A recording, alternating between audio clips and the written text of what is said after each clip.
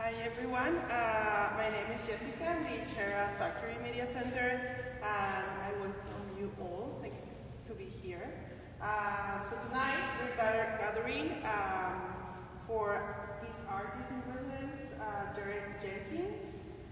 Before we begin tonight, I would like to acknowledge, to take the time to acknowledge that Hamilton is situated on the territories of the Haudenosaunee and Anishinaabe. This land is covered by the Dish with One Spoon, One Well Covenant, which was an agreement between the Haudenosaunee and Anishinaabe to peacefully share and care for the resources around the Great Lakes and preserve them for years to come. As a non-profit artisan center, Factory Media Center is privileged to have opened a new media arts hub on the Southern land.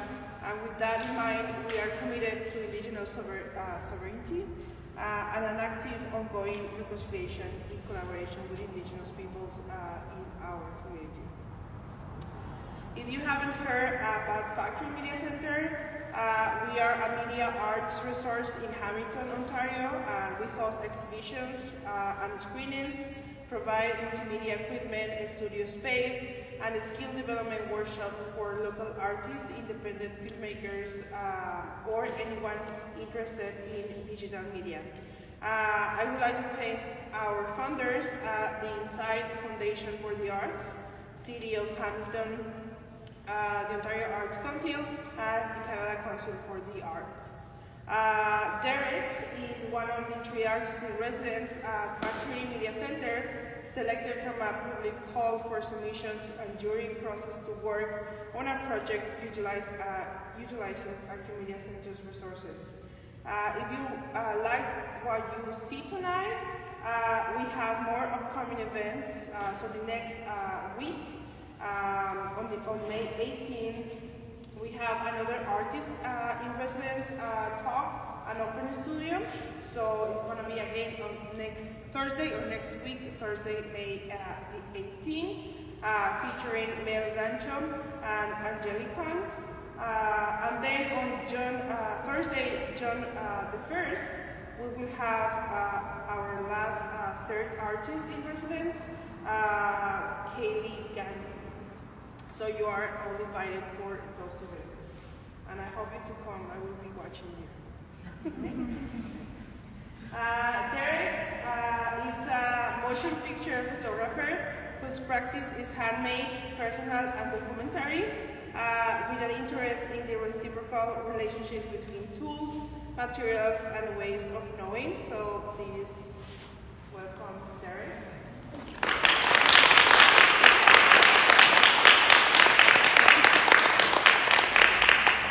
Thanks so much. My name's Derek Jenkins. I'm a white man with long graying brown hair, a beard. I'm wearing my favorite pink chambray shirt, some blue jeans, and a pair of sneakers that look like they were designed for toddlers. I'm so grateful to be here. It's, many of you know me as the executive director at the Inc., where I work full-time, and I also have a family, and making time to make work is difficult, and this residency has given me a lot of space to think and an excuse to make a project that would otherwise not exist. So I'm forever grateful to the Factory and Factory Media Center and its board, and especially Christina Durka, who has been a tireless supporter of my work, both individually and with Dandelion Film Collective, which sometimes partners with Factory for screenings in this space and others. So yes, please accept my thanks for this opportunity. Tonight I'm going to talk a little bit about the project that's in the main gallery. If you haven't had a chance to visit the gallery, there may be some kind of orientation that you need, but if you could bear with me and then visit afterwards, we'll relaunch the exhibition so you can check it out.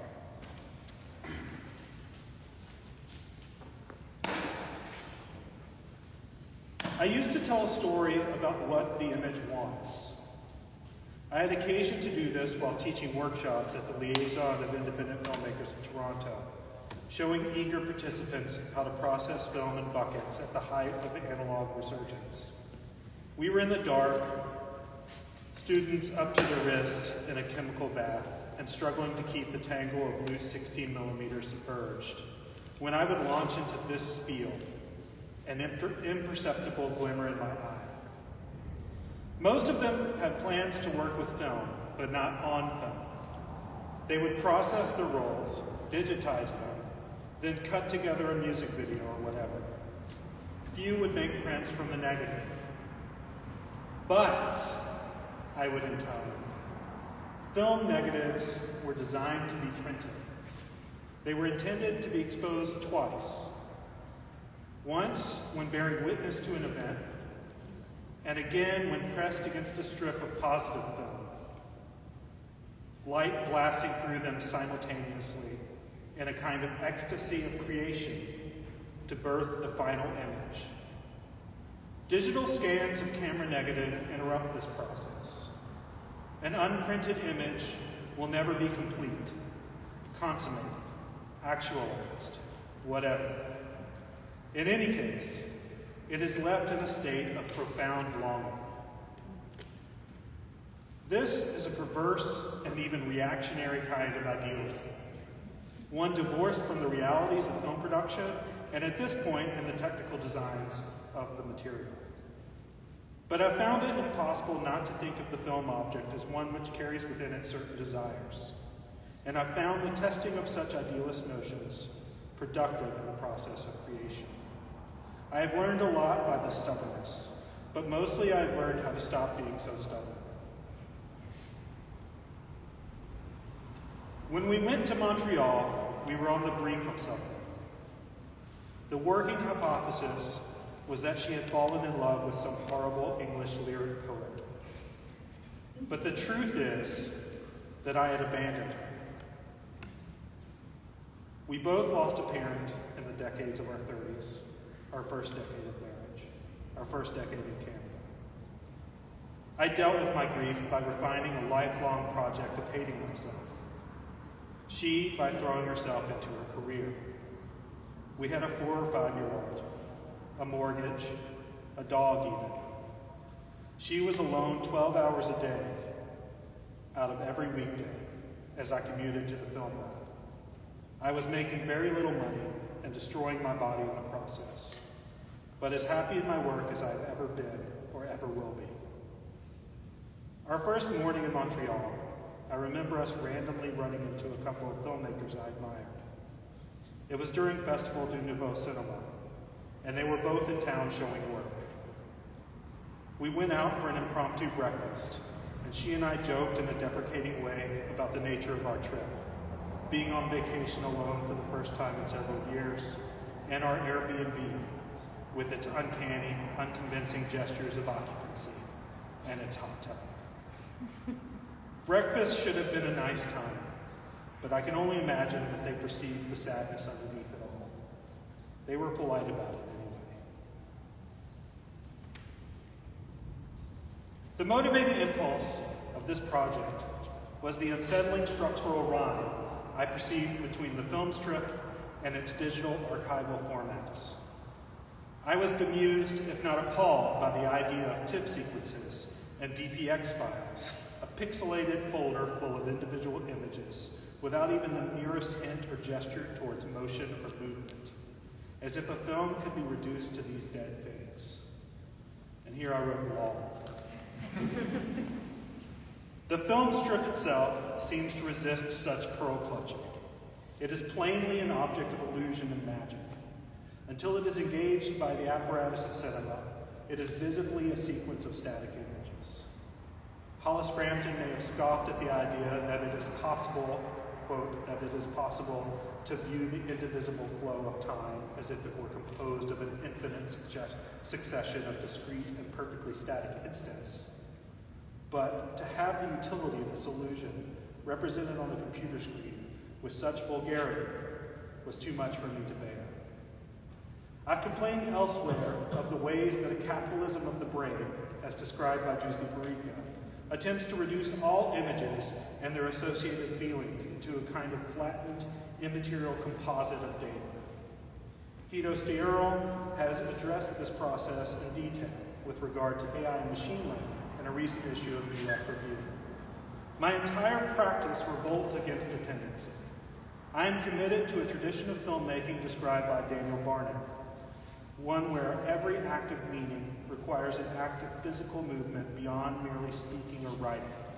From aiming a camera and turning it on and off, to reaching for a strip of film and laying on the forge with another, the body is active. The mind directs the body to precise places at precise times. The body enters a rhythm and a flow with the decisions that articulate the pictures. For a hands-on, individual filmmaker, the materiality of the medium is inescapable, end quote. But my gripe is not with the immaterial qua immaterial. Indeed, it is accessing this illusion, this moving presence of absent experience, which I find productive. To me, film is an object of memory, and just like memory, it suffers from contingency. Alfred Gussetti explains, film is haunted by missing pieces, the before, the after, the left, the right, the top and bottom, the front and back, and more than this, the event itself, so vividly evoked, so poignantly absent. Indeed, film is in the business of manufacturing absences. Viewing a film is nothing like recovering a memory, but it is a visitation from the past, an engagement with memory that can transform our experience of the event and elicit new understandings of that experience. It can redeem us in an almost spiritual sense. So to the gods of film, I conceived a kind of violent ritual of pacification, a durational labor which through its actions imitated the structure of the digital file, and in doing so might communicate the sadness of the film strip's present immobility.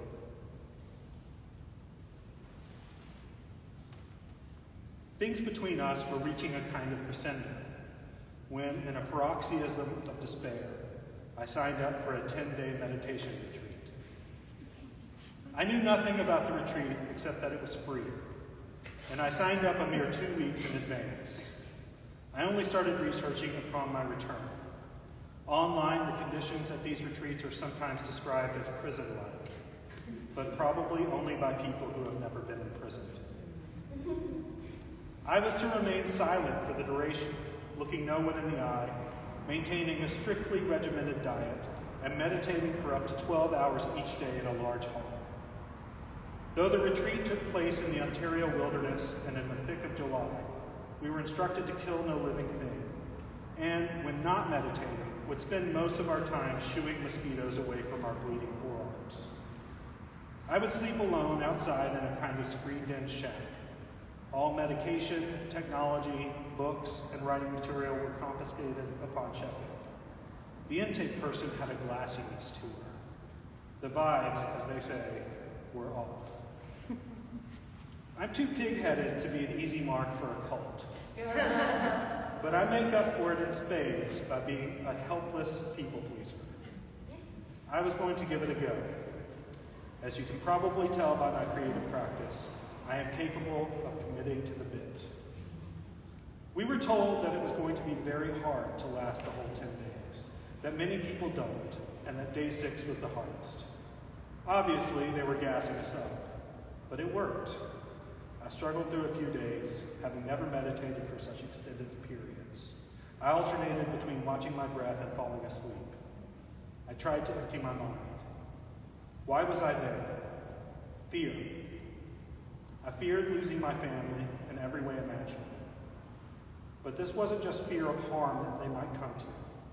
It was fear of my own isolation, of financial ruin, of failure, of dying alone in a foreign country hundreds of miles from home, to which I could never return. It was a selfish, solipsistic, pathetic fear. It, like all anxieties, was a fantasy. Day 6 came. I squirmed through the evening session, wrestling against these anxieties. At the end of each of these long sessions, booming audio of the dead guru chanting reverberated through the hall. This evening, right before he could clear his throat, I had my first ecstatic experience. The temperature of my spinal fluid dropped by several degrees. I felt the weight of my body lift off the mat. I tell you, it was the most physiologically overwhelming moment of my entire life. I began to sob. All at once, I was struck by every happiness of our life together. Riding bikes on a dark city street, dancing in someone's living room, sleeping on the floor in an unfurnished apartment. The moment she told me she was pregnant with our child. For years, I had isolated myself, and by extension her, in our new home. I resisted going out with friends claiming poverty, performing an idealized and martyred domesticity modeled on that of my own parents. Now my mind had latched on to not what made me happiest, but what made her happiest. I felt with religious certainty that the only way to be loved by her was to give her love. I would do all the things that made her happy, and in doing so make us happy. I clung to one commitment above all. Over and over in my head, like a mantra, I repeated, I will never not sing karaoke again. I will never not sing karaoke again. I will never not sing karaoke again. Sob.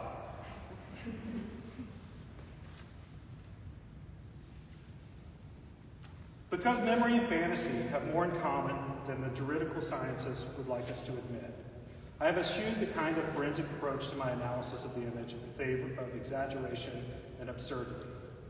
The ontology of the image is not so delicate as my precious claims might indicate. And to insist otherwise betrays a kind of possessiveness that is not less violent or harmful than simple format migration. Presumptions about what the image desires limits what the image can do. It is important to let the image be promiscuous, to let the image dream. Reproduction can be a kind of dream. Frampton considers reproduction in light of Benjamin's notion that it emancipates the work of art from its parasitical dependence on ritual. He clarifies Benjamin's position. It is the ritual of possession, the creation of possessible things, the conservation of the possessible, the ritual process by which all things of the world and then their representations and reproductions are validated so they can become ownable, so that they can become possessible. Frampton is obviously thinking within the realm of capital, but it is a peculiarly incipient characteristic of capitalism that its ideology inflects our relationships at the level of ontology. The urge to control through possession, the urge to consolidate property, naturalizes idealist demands on the image. I've tested out various methods of reproduction here, to varying degrees of absurdity and to varying degrees of success. Each time, I attempted to play with the peculiar capacities and affordances of the format, to exaggerate its influence on the image. In each experiment, the image gets away from me, becomes something new, escapes possession. Experimental film's historical relationship to VHS is tied to affordable circulation, valorized by Steyerl and her defense of the poor image. And in fact, much of my early experience of the artist moving image is via VHS cassettes accessed through interlibrary loan, with their fuzzy images and ink-scrawled labels. But what I'm interested in here is its capacities for abstractions and unreal color. navigable time, and elastic movement. The way I can scan the vibrant landscape in any direction and upset the unidirectionality of the journey. Xerox and Kodak and my wife are all from Rochester. I went to Staples to make these images. It cost me about $15, and it took about an hour and a half. The staff were bemused. I like the accumulating density and the iterative momentum of the performance, the documentary trajectory and the sequence. Many of the earliest works of cinema, including all of the Edison films, exist only because they were archived as paper negatives. My most recent experiments are with laser printing. I like the idea that I might arrange the images by whim, shuffle them as thumbnails according to shape and density rather than content. This one is a work in progress. Here's where I'm going.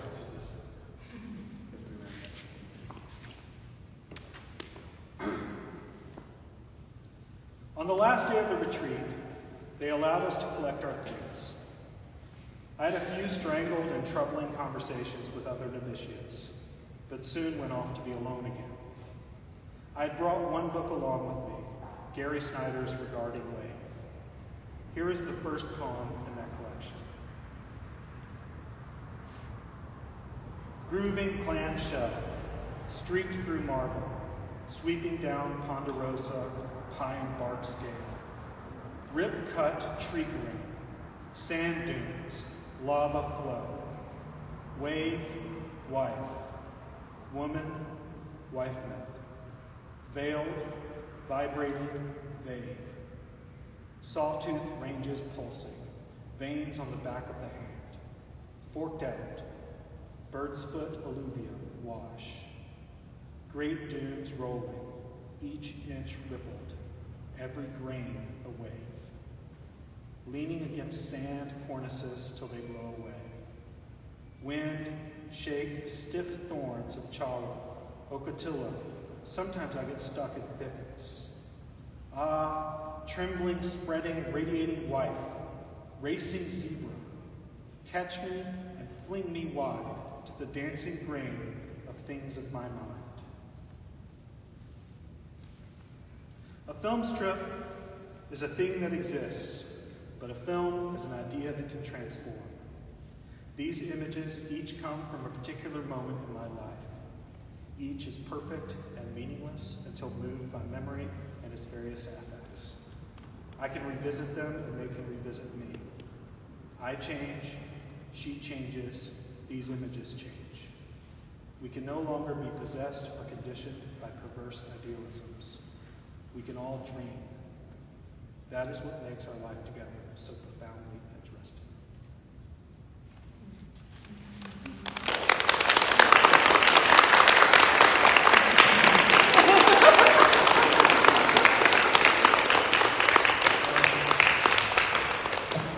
I'm happy to do a Q&A if you want, or we can do it more casually later. I would like everybody to get a chance to see the work if you have time. But if anybody has questions, I'm happy to. I answered them all. I'm going to go reactivate the exhibition, and I hope to talk to you all. I'm really so glad everybody who's here means a lot to me. And there are very few people here who I don't know personally. So thanks also to you too. But thank you so much, and have a nice night. Thanks, Doctor.